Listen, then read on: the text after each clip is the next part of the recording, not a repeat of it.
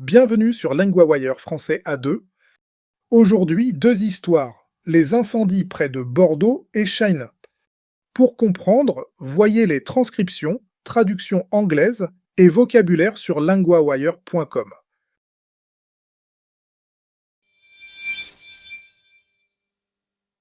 Commençons dans le sud-ouest de la France. Claire, tu es notre correspondante pour l'environnement. Oui, Louis. La situation est très difficile près de Bordeaux. On parle de grands incendies, avec beaucoup de personnes évacuées. C'est bien ça? Oui, en Gironde, des dizaines de milliers de personnes ont quitté leur maison. Le chiffre le plus récent parle d'environ 55 000 personnes évacuées pendant la nuit. C'est énorme. Et le feu bouge encore. Oui, les autorités disent que le feu avance de façon très irrégulière vers Bordeaux. Le ministre de l'Intérieur a dit que la situation restait très défavorable. Donc les pompiers travaillent sans arrêt et la ville reste sous tension. Exactement. Les pompiers essaient de contenir les flammes, mais ce n'est pas simple. Un capitaine a dit que le feu créait ses propres vents. Des vents créés par le feu lui-même, c'est très fort comme image. Oui, et cela montre pourquoi le feu est si difficile à gérer. Quelles zones sont touchées concrètement?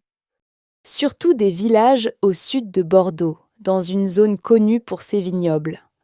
Le feu a déjà brûlé une très grande surface dans le sud-ouest. On sent que la crise est large, pas seulement locale. Oui, plus de 330 000 personnes ont été évacuées en France et en Espagne. Les autorités et les habitants aident aussi les pompiers, repas et repos. Donc il y a aussi une vraie solidarité sur place. Oui, dans une ville côtière, des habitants ont aidé les pompiers. Et la suite dépend surtout de la météo, j'imagine. Oui, beaucoup. Tant que le vent et la chaleur restent forts, le danger continue.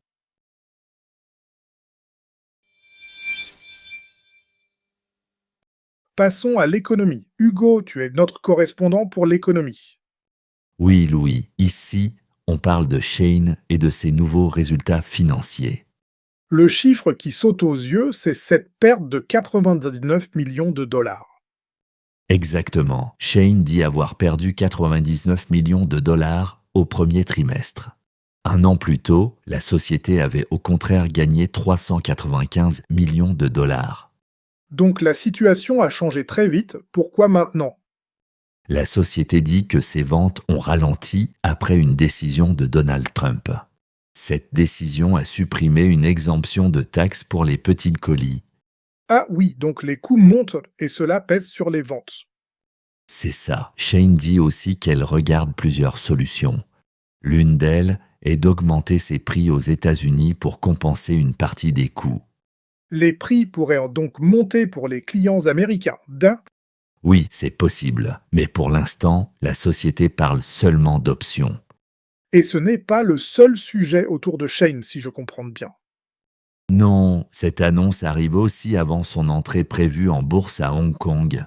Le dossier ne donne pas encore la taille, la date ni le prix. Donc il y a beaucoup d'attentes, mais encore peu de chiffres précis. Oui, et il y a aussi des tensions commerciales entre les États-Unis et la Chine.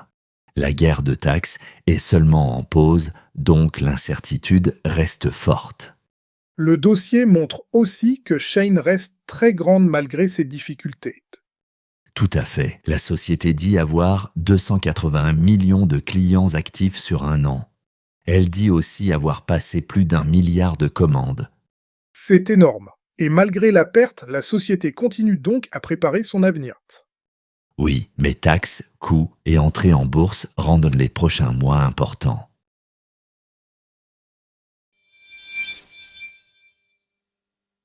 Partie vocabulaire. Le mot l'incendie masculin veut dire un grand feu dangereux. Dans le reportage, on parle des incendies près de Bordeaux. Exemple. L'incendie a commencé près de la forêt. Le mot évacuation veut dire faire partir des gens d'un lieu dangereux. Dans le reportage, on parle des personnes évacuées pendant la nuit. Exemple. L'évacuation a commencé pendant la nuit. Le mot le village veut dire une petite localité. Dans le reportage, on parle de village au sud de Bordeaux. Exemple, le village est petit, mais il est très vivant. Partie grammaire. Venir de plus infinitif. On utilise cette structure pour parler d'une action qui vient de se passer. Exemple. Des dizaines de milliers de personnes viennent de quitter leur maison. Exemple. Shane vient de publier ses résultats trimestriels. Répétez, les résultats viennent de sortir.